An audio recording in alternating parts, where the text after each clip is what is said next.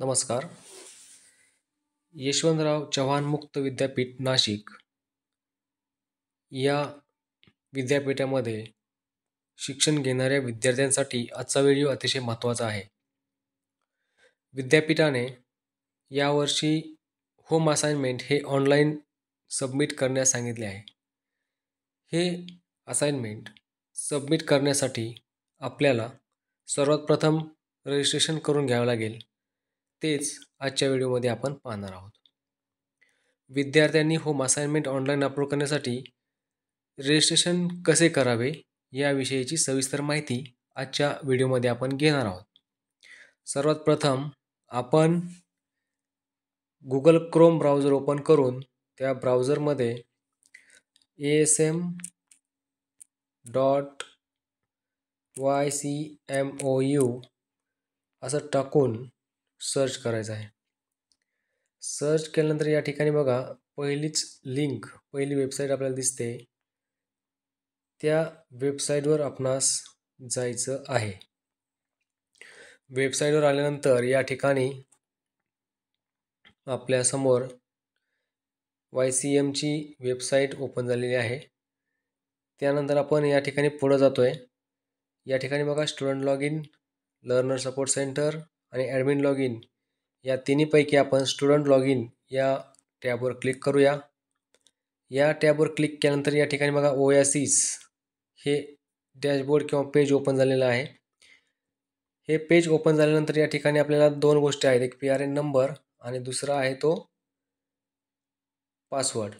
परंतु हे आपल्याकडे नाही आहे. आपण फर्स्ट टाइम या सिस्टमचा वापर करत असल्यामुळे आपण सुरुवातीला रजिस्टर या बटनावर क्लिक करायचं आहे. रजिस्टर या बटनावर क्लिक केल्यानंतर तुम्हाला तुमचा PRN नंबर विचारला जाईल. तो PRN नंबर आपण टाईप करणार आहोत.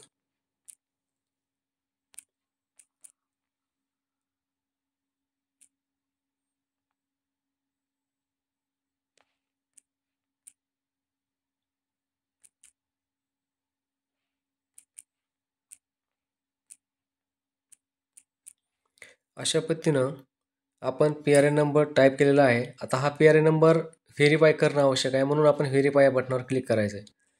व्हेरीफाय या बटनावर क्लिक केल्याबरोबर या ठिकाणी बघा हे व्हेरीफाय झालं आहे. पुढचा क्वेश्चन तुम्हाला विचारला असेल, whether have you created your ABCID or upper ID. जर तुम्ही ABCID किंवा अपर ID क्रिएट केला असेल याच्या अगोदर तर येस म्हणा आणि नसेल तर नो म्हणा. आता माझा अपर ID माझ्याकडे आहे म्हणून मी येस हे ऑप्शन क्लिक करत आहे. आता या ठिकाणी येस केल्यानंतर या दिलेल्या बॉक्समध्ये ABCID टाकायचा आहे. तो ABCID आपण टाकणार आहोत.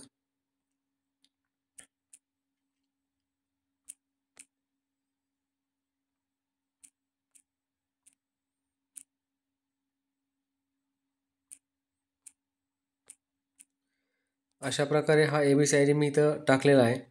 त्यानंतर खाली माझा रजिस्टर मोबाईल नंबर या ठिकाणी दिसतोय, शेवटचे 2 अंक दिसतात. त्याच्यावरून तो मोबाईल नंबर आपल्याला टाकावा लागेल.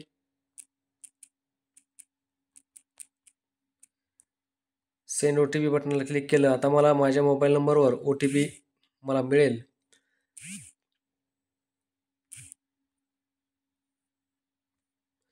आता हा जो OTP आलेला आहे तो OTP या ठिकाणी मला एंटर करायचा आहे आणि सबमिट बटन दाबायचं आहे. अशा प्रकारे आता मी हे ओएसिस पोर्टलला मी रजिस्टर केलेलं आहे आणि रजिस्टर केल्यानंतर या ठिकाणी तुम्हाला लॉग इन करण्यासाठी तुमची डेट ऑफ बर्थ ही पासवर्ड म्हणून वापरायची आहे.